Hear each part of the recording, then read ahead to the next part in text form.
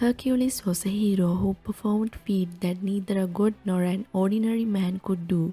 Even such a hero had days when he was disappointed and tired of pain. So what things can't happen to us?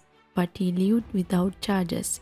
Every inconvenience and difficulty was endured without complaint. So this is the first chapter of his story. What is the birth story of Hercules? This is a story from a long ago time of myth and legend. Ancient Greek and Roman gods were both beautiful and cruel and began to play with human suffering. We have brought you information about this in the last 3 videos. If you haven't seen it, there is a link in the description. Watch them to understand about these gods. So only one man dared to challenge the power of God who treated people cruelly. That is Hercules. Hercules possessed strength the world had never seen before. A strength surpassed only by the power of his heart. He roamed the earth battling his evil stepmother as well as Hera, the all-powerful queen of the gods, and her minions. But wherever there was evil, wherever the innocent suffered, Hercules was there. The legends about the birth of Hercules are as follows. In a city called Tiryns in Argolis lived a king named Amphitryon. His wife was a queen named Alcmene. Alcmene was the granddaughter of Perseus, a son of Zeus, the chief of the Greek gods. One day Zeus came to the palace disguised as Amphitryon while King Amphitryon was away from the palace to fight. Then Zeus tricked his granddaughter Alcmene as Amphitryon and slept with her for 3 days. As a result, Alcmene became pregnant. So Zeus learns that Alcmene is pregnant by him.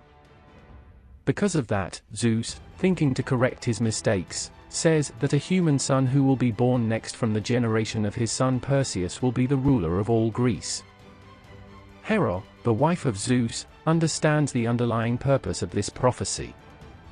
She is the Greek goddess of marriage and family and protectress of women in childbirth. Even though she is the goddess of marriage, understand for yourself how Hera's married life is. So Hera knows the nature of her husband. And she hated all her husband's lovers. She took revenge not only on his girlfriends but also on the children born to her husband. So imagine what happened to pregnant Alcmene. Okay, back to the story.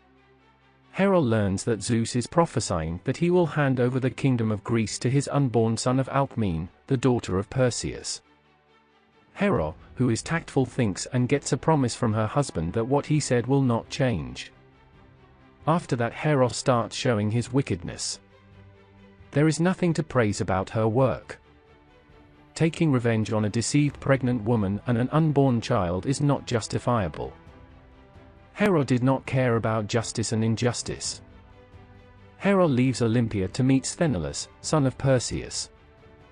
His wife was Nisip, also called Antibaia. Hera uses her powers to make Nisip pregnant. And she helped deliver that child in 7 months. A boy, he was named Eurystheus.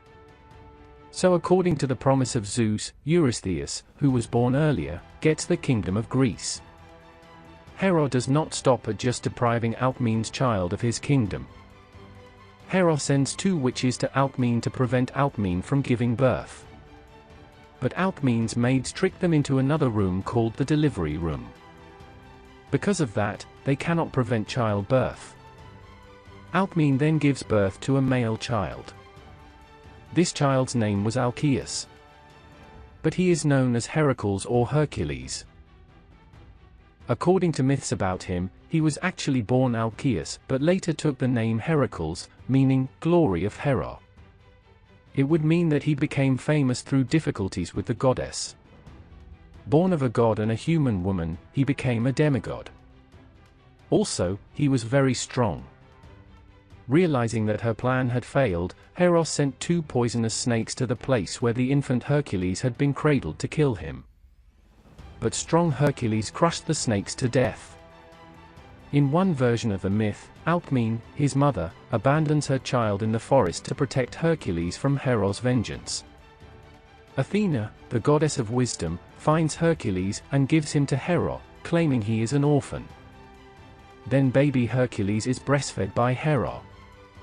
It is said that Hera pushed the baby away due to the nipple biting while breastfeeding, and the milk spilled from it created the Milky Way. By feeding the child with her milk, the goddess unknowingly gave him more strength and power.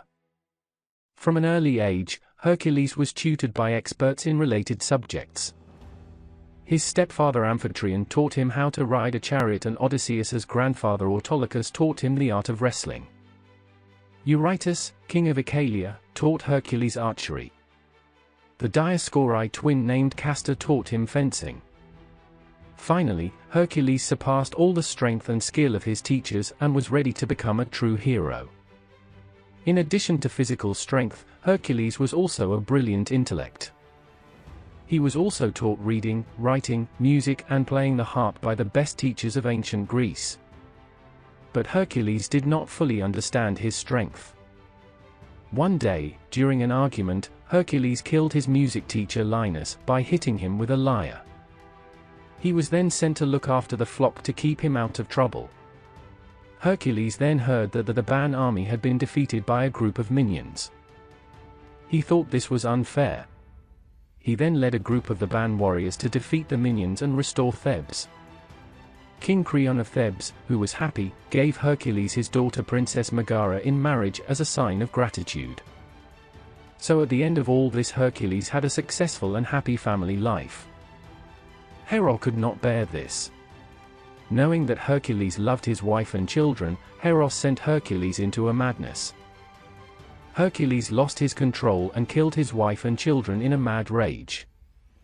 He was obsessed until Athena came and hit Hercules with a rock.